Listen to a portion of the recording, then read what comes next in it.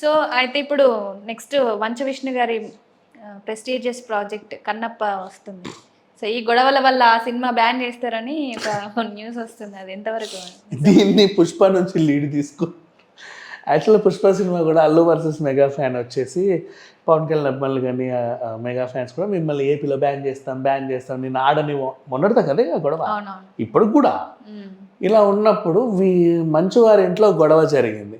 దీన్ని ఎలా యూటిలైజ్ చేసుకోవాలా, మరి దీన్ని వాడుకోవద్దా? వీళ్ళు ఏమనుకున్నారు, రాయలసీమ ప్రాంతానికి చెందిన అల్లుడు, వాళ్ళ అల్లుడికి అవమానం జరిగింది.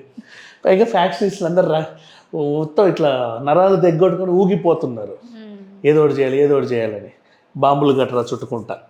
సో అరే ఇట్లా కాదు, ఈ ఏరియాలో ఏ థియేటర్ ఓనర్ అయినా ఏ డిస్ట్రిబ్యూటర్ అయినా కన్నప్ప కొన్నారా తలలు లేసిపోతే నా కొడకల్లారా అని అక్కడోళ్ళు వార్నింగ్లు ఇచ్చినట్టుగా ఇంకొక వార్త. అట్లా ఏమీ ఉండదు.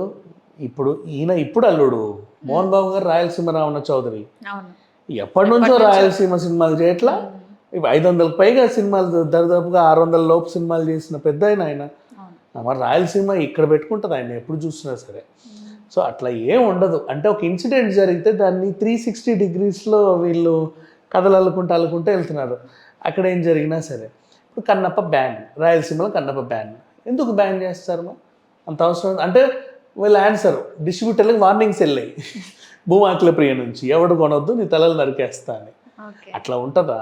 సినిమా అంటే సినిమాని ఎక్కడైనా రిలీజ్ అవ్వాలి. మోహన్ బాబు గారు ఏమన్నా ఇట్లా కూర్చో, ఆయనకు అంత పరపతి లేరా? ఆయనకు ఉండాల్సింది ఆయనకి ఉందిగా. అట్లా ఏం ఉండదు, గొడవలు ఏం జరగవు. ఇన్ కేసు ఒకవేళ ఇంట్లో నిజంగా ఏదైనా చిన్న గొడవ జరిగినా అది అక్కడక్కడ సర్దు మనకుద్ది. ఎందుకంటే 10 మందికి తీర్పులు చెప్పి ఆయన వాళ్ళ ఇంటిలో ఏం జరగకుండా చూసుకుంటాడుగా. అసలు వీళ్ళ ఫ్యామిలీ గొడవలు బయటకు వచ్చినంత సినీ ఇండస్ట్రీలో ఎవరివి రాము. అదే చెప్తున్నా కదా. అంటే విషయం ఏంటంటే ఇక్కడ ఒకటి చెప్పాలమ్మా, తప్పేంటంటే బయట మనం ఎన్ని ఫ్యామిలీస్ ఎన్ని గొడవలు ఉన్నా బయటకు ఎందుకు రావంటే వాళ్ళు ఎవరు ప్రెస్కి ఇవ్వరు. ఇక్కడ చిన్న ఇన్సిడెంట్ జరిగినా మనోజ్ వెంటనే ప్రెస్ని పిలిచేస్తున్నాడు, ఫస్ట్ న్యూస్ ఇచ్చేస్తున్నాడు, నేను అటు వెళ్తే ఇటు రండి అని. తప్పదు, అలా చేయకూడదు.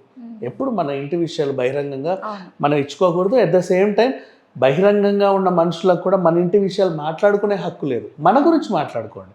నువ్వు మోహన్ బాబు గురించి మాట్లాడు, లక్ష్మి గురించి మాట్లాడు, విష్ణు గురించి మాట్లాడు, మనోజ్ గురించి మాట్లాడు, యూ క్యాన్, అంతే. కానీ వాళ్ళ పర్సనల్ ఫ్యామిలీస్ గురించి వీళ్ళ గురించి మాట్లాడే హక్కు నీకు లేదు. ఎందుకంటే వాళ్ళందరూ పబ్లిక్లో లేరు, వాళ్ళ గొడవలు పబ్లిక్లో లేవు, వాళ్ళ ఆస్తులు పబ్లిక్లో లేవు, రైట్? నువ్వు మాట్లాడడానికి హక్కు లేదు. అట్లా